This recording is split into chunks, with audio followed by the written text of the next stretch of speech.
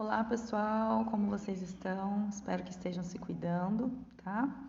Hoje nós vamos continuar o documentário da aula passada. Vou fazer só uma revisãozinha com vocês sobre o que eu falei da evolução dos modelos atômicos. Então deixa eu pegar minha canetinha aqui. Vamos lá, pessoal. Esse aqui é o modelo da bola de bilhar, que foi proposto por Dalton, certo? Esse aqui é o modelo do pudim de passas, que foi proposto por Thomson. Aí veio Rutherford e já nos trouxe o modelo planetário, certo? O Bohr, que veio e aprimorou ainda mais o modelo do Rutherford, propôs, lembra as camadas eletrônicas, lembram-se disso? E hoje nós temos o modelo atual, que é o modelo da nuvem de elétrons, certo? Eu trouxe para vocês um quadro sobre a evolução mesmo das propostas dos modelos atômicos. Eu vou tirar minha imagem para ficar melhor, tá? Aí, gente, a gente tem um histórico dos modelos atômicos, tá? Então, vamos lá. O Demócrito, ele colocou que a matéria era constituída por partículas pequenas denominadas átomos. Lembram-se disso? Depois veio o Aristóteles, negando tudo isso, dizendo que os átomos eles eram, que a matéria era formada pelos 4 elementos, terra, água e fogo. Aí veio o Dalton com o modelo da bola de bilhar, que era uma partícula indestrutível e indivisível. Aí o Thomson já veio propondo que o átomo ele era um fluido positivo incrustado com partículas negativas. Então, o Rutherford fez aquele experimento que eu falei para vocês, certo? E conseguiu descobrir aí um núcleo positivo e ao redor as partículas elétricas dos elétrons negativos, certo? Aí veio o Bohr, que propôs os níveis de energia, as camadas, né, da letra K até a letra Q. Aí o Sommerfeld, que veio com subníveis, e o Schrödinger, que veio propondo o modelo orbital. Tá bom, gente? Então, a gente vai dar uma continuidade no nosso documentário e no final do documentário a gente se vê. Certo, pessoal?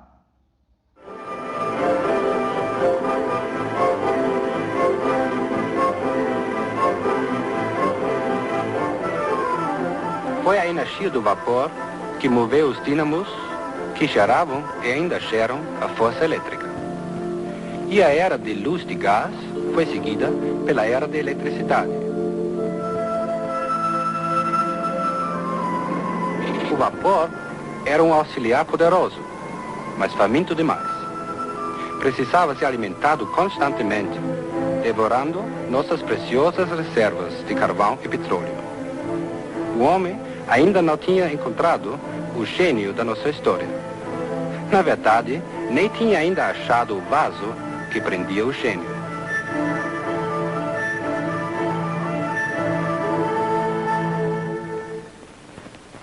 Foi em 1896. Ainda à procura de saber, a rede foi lançada ao mar do desconhecido. E como em nossa fábula, algo veio nela. E acidentalmente. A descoberta foi feita por Henri Becquerel, um francês e cientista. Hoje eu descobri algo bem estranho. Eu tinha deixado uma pedra de urânio em cima de uma chapa fotográfica virgem, numa gaveta fechada. Descobri mais tarde que a chapa tinha sido afetada por uma luz qualquer. Evidentemente, tinha sido exposta pelo urânio, mesmo no escuro e através do seu invólucro.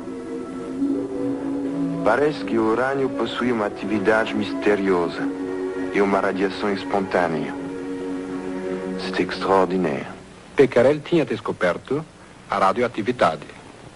Pierre e Marie Curie, outros 2 cientistas franceses, ficaram intrigados com o fenômeno.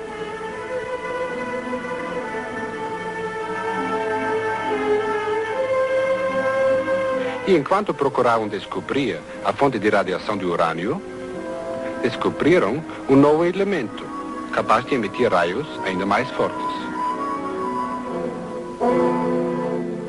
Veja, um novo elemento. E como é radiante. Brilha até no escuro. Vamos chamá-lo de rádio. O rádio mostrou ser uma fonte misteriosa de energia. Esse surpreendente elemento emitia raios contínua e interminavelmente. Isso contrariava todas as leis científicas daquela época. Como poderia tão pequena massa conter tanta energia? Esse mistério veio perturbar os fundamentos da ciência. Finalmente, foi explicado em 1905, quando Albert Einstein descobriu uma nova e importante lei física, que toda massa contém uma tremenda quantidade de energia. E representa energia. M é a massa do corpo. E C é a velocidade da luz. Ora, C ao quadrado é um grande número. Portanto, até mesmo quando multiplicado por uma pequena quantidade de massa, o resultado é uma grande quantidade de energia. Essa é uma explicação científica, mas seu profundo significado pode ser melhor compreendido através da nossa fábula. Einstein, como pescador, descobriu que uma grande força estava contida num pequeno vaso. O rádio emite sem parar pequenas porções da sua energia por meio de radiação, um pouquinho por segundo. Mas o rádio tem tanta energia que sua atividade pode continuar por muitos milhares de anos. Esses raios de energia eram, na realidade, fragmentos dos átomos que se partiam. Assim, o átomo não poderia ser mais considerado como a menor partícula na natureza. Evidentemente, o átomo não era indestrutível. Mas então, o que era? O primeiro a chegar perto da resposta foi Lord Ernest Rutherford. Pessoal, é esse experimento que o Rutherford fez, que eu quero que vocês prestem bastante atenção, que foi o que eu expliquei na aula passada, tá? Então, foca no experimento para a gente poder trabalhar isso mais para frente, tá ok? Em inglês. O ano, 1911. Entreguei hoje os fragmentos emitidos pelo rádio para estudar a natureza do átomo. Coloquei uma pequena massa de rádio dentro de um bloco sólido de chumbo. O chumbo absorveu todos os raios, exceto os que podiam escapar por um orifício no bloco. Eu construíra uma espécie de revólver atômico. Para fazer os raios visíveis, usei uma tela fluorescente. Para alvo, escolhi uma folha finíssima de ouro. Mas, para minha surpresa, as balas de meu revólver atômico passaram pela folha de ouro como se ela não estivesse lá. Era como se eu atirasse contra um fantasma. Isso era de fato surpreendente, porque a folha de ouro era uma parede sólida de 2000 átomos de espessura. Por conseguinte, o átomo não pode ser tão sólido como sempre pensei. Então, inesperadamente, uma das balas atômicas ricocheteou, como se atingisse alguma coisa sólida.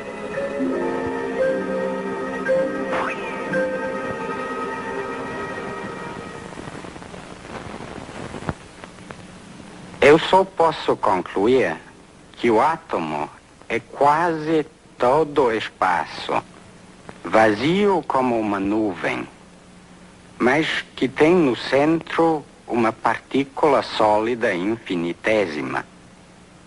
Uma partícula sólida no centro do átomo. Vou chamá-la de o núcleo do átomo. Com a descoberta do núcleo do átomo, os cientistas começaram a compreender como a natureza faz seus átomos. A periferia do átomo parece sólida, como um ventilador em movimento parece ser uma roda sólida girando. Na verdade, a periferia do átomo é composta de pequenas partículas elétricas girando ao redor do núcleo, como planetas circulando ao redor do Sol.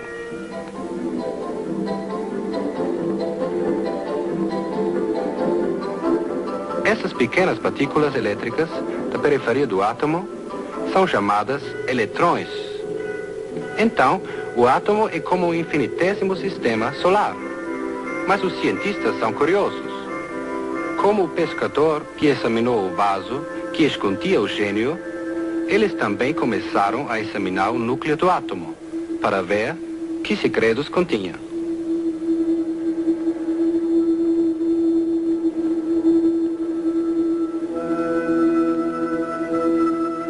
Descobriram assim que o núcleo do átomo era composto de pequenas partículas elétricas. Deram-lhes o nome de prótons, que significa partículas primárias.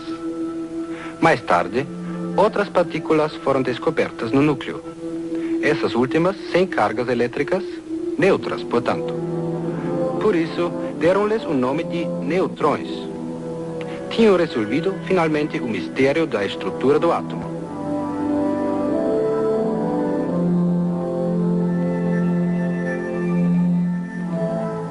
Como é surpreendente a natureza!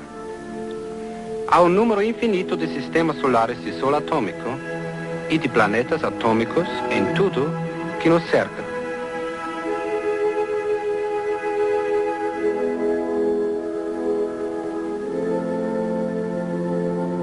Há um universo na ponta de um lápis. Até nesse ponto, há bilhões de vezes mais átomos que pessoas na Terra. E átomos de todas as variedades. É interessante notar como diferem para cada elemento. É um estudo fascinante de números. Comecemos com o número 1, o átomo mais simples da natureza. Um próton e um eletrão nos dão o elemento hidrogênio, um gás levíssimo. Pessoal, aqui nessa parte do documentário, ele vai acabar falando indiretamente da tabela periódica. Então, eu quero que vocês prestem atenção, porque vai mostrando, conforme vai aumentando a quantidade de prótons, vai aumentando também a quantidade de elétrons, certo? E com isso, nós temos vários elementos diferentes, tá? Então, prestem atenção. A natureza mantém o equilíbrio elétrico de seus átomos. Assim, se o núcleo tiver 2 prótons, o átomo terá também 2 eletrões circulando na periferia. Esse é o átomo do hélio. Há também neutrões no núcleo do átomo, que lhe dão o peso. 6 prótons, 6 eletrões e alguns neutrões para o carbono.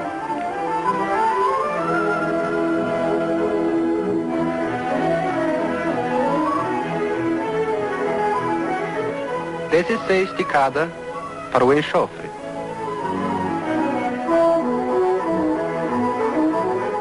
Vinte e 26 o ferro.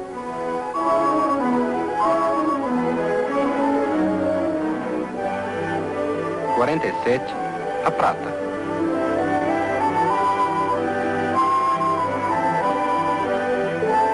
Setenta e 79 o ouro.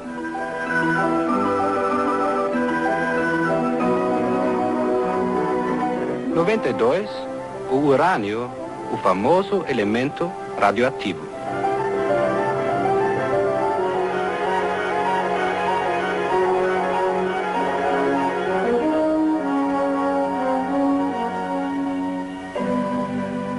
No urânio, a natureza juntou tantos prótons e tantos neutrões que seu núcleo se tornou instável. Finalmente, o núcleo do urânio desprende fragmentos de sua carga. E assim, nascem as emissões radioativas.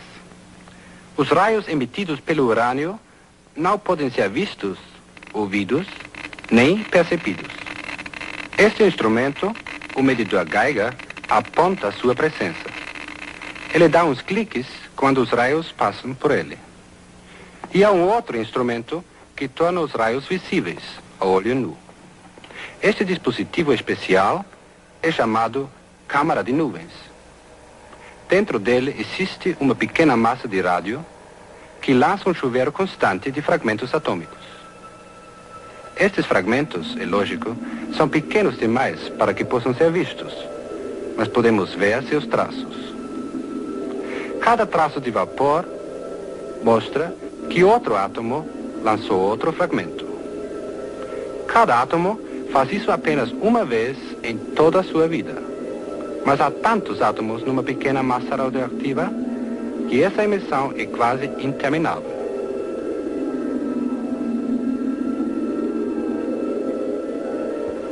Podemos dizer que o átomo radioativo é como uma ratoeira.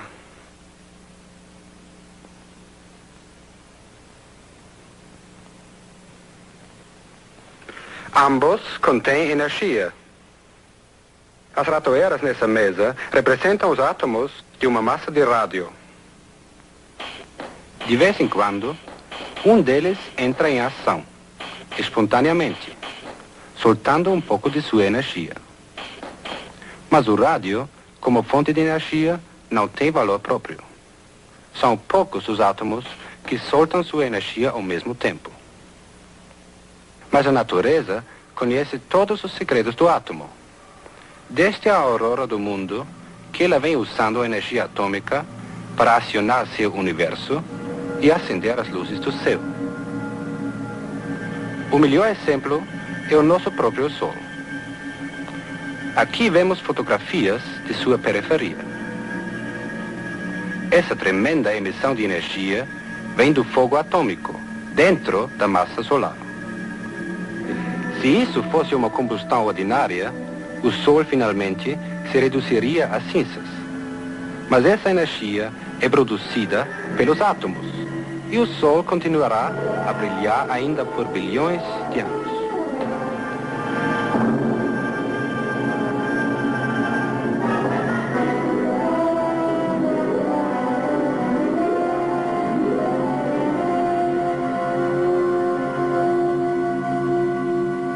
Por muito tempo, somente a natureza sabia abrir o vaso que continha tão poderosa força.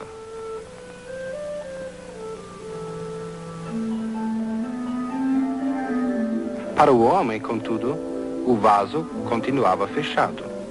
Finalmente, o homem descobriu como abrir o vaso. O pescador usou sua faca. E o homem encontrou a ferramenta que necessitava. O ano 1938. O lugar, Berlim, na Alemanha. O instrumento, esse estranho metal, chamado urânio. E foi essa a descoberta do século.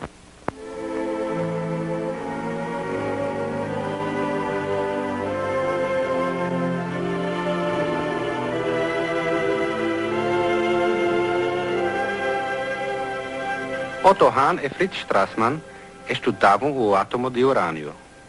Como Rutherford, empregaram balas atômicas. Usaram os neutrões do átomo em suas experiências. As partículas neutras escondidas no núcleo do átomo. Sendo neutro, o neutrão não é desviado pela carga elétrica dos átomos e passa por eles em linha reta. Finalmente, o neutrão encontrou o núcleo do átomo. O núcleo do urânio abriu-se em dois. O homem realizara a desintegração do átomo. Mas isso não foi só. O núcleo do átomo de urânio reproduziu outros dois núcleos. Uma bala foi usada para dividir o átomo e outros dois foram criados no processo. Agora temos dois neutrões para dividir dois átomos. Isso se tornou um prospecto fabuloso. Uma cadeia de reações nucleares. Voltemos agora às nossas ratoeiras. Podemos criar uma cadeia de reações com elas. Usaremos duas bolas de ping-pong para representar os neutrões. Serão lançadas quando o átomo se dividir. As ratoeiras representam os átomos que entrarão no jogo. Estão preparadas, carregadas e prontas para a saída. O necessário é um neutrão. para dar início a uma ratoeira. As duas bolas de ping-pong que forem lançadas irão acionar outras duas ratoeiras. Sei que já imaginam o que vai acontecer. Vejam.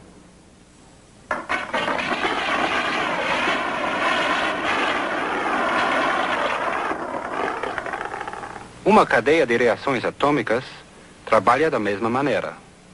Um neutrão é bastante para dar-lhe início.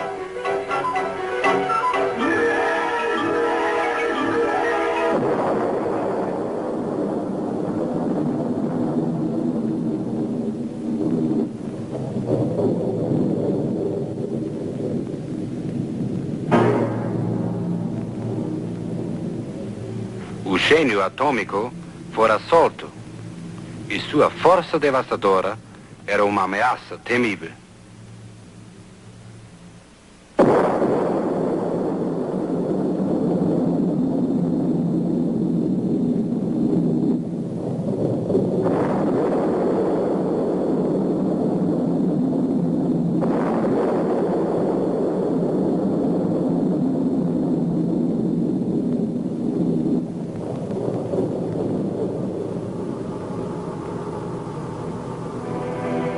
A primeira explosão atômica chocou o mundo. Talvez fosse melhor se a energia atômica nunca tivesse sido descoberta. Reagimos como o pescador, quando se viu face a face com o gênio poderoso. Ele também desejou nunca ter achado o vaso. Saiba que por isso você terá de morrer. Valha-me Deus! Mas nossa fábula tem um fim feliz. O pescador conseguiu fazer um amigo de seu inimigo. Felizmente, a ciência também poderá fazer o mesmo. Uma explosão atômica é mais que uma ameaça. É também uma perda lamentável de calor e radiação. Para que essa energia possa ser útil ao homem, a explosão precisa ser mais lenta. Deixe-me mostrar a vocês. A explosão das ratoeiras pode ser alentada por meio de uma câmara lenta.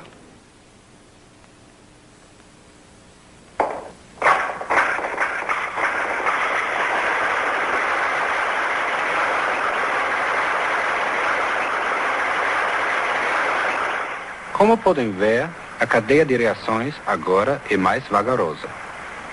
A energia é propagada devagar. E o calor e a radiação se desenvolvem dentro de limites úteis.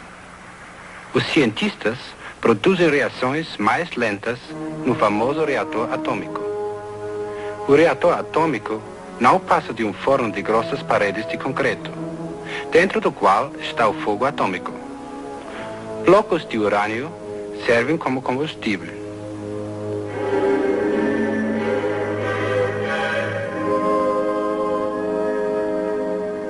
Para diminuir a velocidade das reações atômicas, barras de regulagem são introduzidos nos blocos. Essas barras absorvem neutrões. Dessa maneira, alguns dos neutrões lançados pelo revólver atômico são eliminados do processo. Assim, menos átomos são divididos e a cadeia de reações é mais lenta. Como suas reações reguladas desse modo, o poderoso átomo pode ser usado pelo homem de maneira prática. O calor é absorvido por um líquido que passa pelo centro do reator. O líquido aquecido é levado então a uma caldeira, onde produz uma corrente quase interminável de vapor. Vapor que produz trabalho. Mas não é só isso.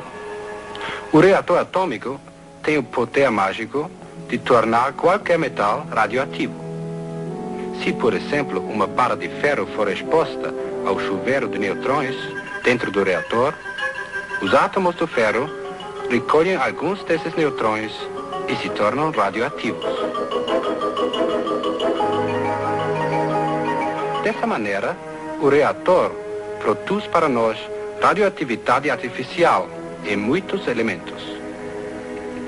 Como o rádio esses elementos radioativos são de grande valor para a ciência e a medicina. O reator atômico nos permite fazer um amigo do gênio atômico. Como na fábula, ele nos garantirá 3 graças. A decisão é nossa.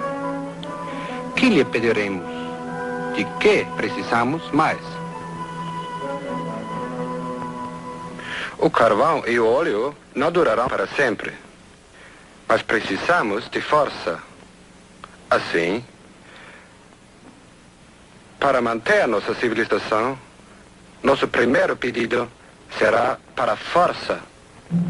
Aqui, com a minha mão direita, eu lhes dou o fogo mágico do átomo. É seu. O fogo atômico é quase uma fonte eterna de calor. Poderemos usá-lo em nossas usinas para produzir eletricidade. Força elétrica para nossa civilização.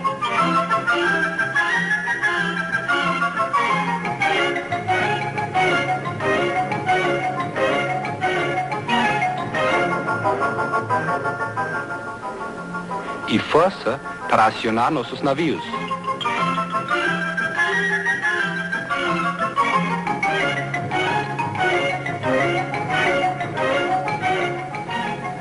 Como, por exemplo, o submarino atômico, que já existe.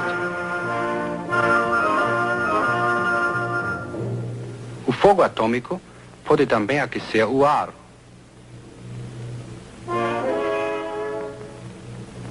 Assim, o átomo também poderá acionar aviões a jato. Com a força do átomo a seu dispor, o avião poderá circular o globo terrestre muitas vezes sem ter de descer para tomar combustível. E algum dia, o átomo nos ajudará a vencer a força da gravidade. E assim, finalmente, poderemos voar pelo espaço interplanetário. Aqui estamos queimando nosso carvão e nosso petróleo para obtermos força. Mas agora temos uma nova fonte de energia, limpa, silenciosa, abundante. O carvão e o petróleo poderão agora ser poupados para coisas melhores, como na fabricação de matéria plástica, tintas, tecidos e remédios. A humanidade sempre sofreu de fome e doenças. Nosso segundo pedido será comida e saúde. Com esta mão eu lhes dou uma fonte de raios benéficos. Serão seus instrumentos para pesquisas que o ajudarão a obter comida e a curar doenças. Os raios são de fato instrumentos mágicos. Uma agulha comum, por exemplo, pode ser tornada radioativa. Se for escondida no proverbial palheiro, poderá facilmente ser descoberta pelos raios que emite.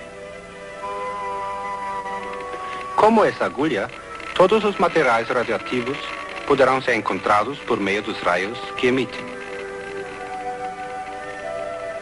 Com compostos químicos radioativos, poderemos observar o crescimento das plantas e poderemos acompanhar o alimento da planta desde o solo até a fruta. Dessa maneira, a ciência poderá auxiliar o agricultor a obter colheitas abundantes e mais ricas. O crescimento dos animais poderá ser estudado da mesma maneira. E o melhor alimento poderá ser encontrado para tornar o gado melhor e mais saudável. E assim, o átomo criará mais comida para nossa crescente população. Estes mesmos raios serão os instrumentos da medicina atômica. O sódio radioativo, por exemplo, é usado para regular a corrente sanguínea através do corpo humano. É injetado no braço e então o medidor Geiger verifica o tempo que leva para chegar ao coração. E assim, o átomo ajuda o homem a reconhecer condições cardíacas.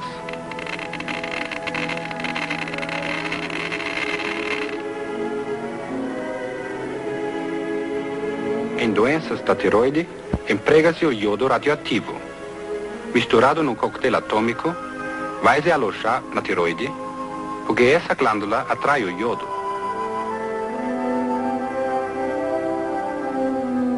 O medidor Geiger especial, então, automaticamente traça um diagrama acurado, mostrando o tamanho da tiroide, sua localização e com que velocidade absorve o iodo. Elementos radioativos ainda podem curar certas doenças. O fósforo, por exemplo, aloja-se nos ossos, de onde sua radiação moderada pode curar certas doenças do sangue. O paciente, mesmo quando trabalha ou dorme. O cobalto radioativo é empregado na famosa bomba de cobalto. Mas essa é uma bomba benéfica, usada nos hospitais para curar essa temível doença. E temos ainda a fazer um terceiro e último pedido, que é de grande importância. Muitas lendas contam que a escolha pode ser mal feita, e como o último pedido, destruiu os benefícios dos primeiros. O gênio atômico tem em suas mãos todo o poder de criação e destruição. Mas o mundo tem razão de temer seus poderes destrutivos. Por isso, nosso último pedido será simplesmente que o gênio atômico seja nosso amigo para sempre. Os grandes pensadores do passado nos legaram um tesouro de sabedoria, mas nunca pensaram que usaríamos essa sabedoria de modo destrutivo. Agora cabe a nós usar o tesouro atômico de maneira útil e benéfica. Assim, o toque mágico do gênio se espalhará por todo o mundo e garantirá as graças da ciência a toda a humanidade.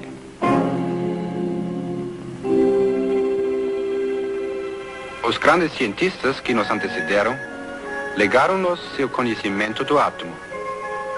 E nosso último pedido será uma realidade se usarmos esse conhecimento com tolerância e bondade. Então, e só então, o átomo será nosso amigo de verdade. Pessoal, espero que vocês tenham gostado do documentário, espero que ele tenha servido para fazer uma revisão com vocês e espero também que vocês tenham entendido a importância da energia atômica e do perigo também que ela pode causar, né, gente? A gente sabe que já existiram vários acidentes com materiais radioativos e que isso trouxe um grande prejuízo para a saúde das pessoas, aquelas que sobreviveram, tá? Então, hoje a gente sabe que a radioatividade ela é uma coisa muito perigosa, porém, se ela for usada de forma controlada, de forma segura, ela pode ajudar muito o homem, pode ajudar a humanidade na saúde, na agricultura e em várias outras coisas, tá bom? Então, a aula de hoje fica por aqui, espero que vocês tenham gostado. Tchau, gente!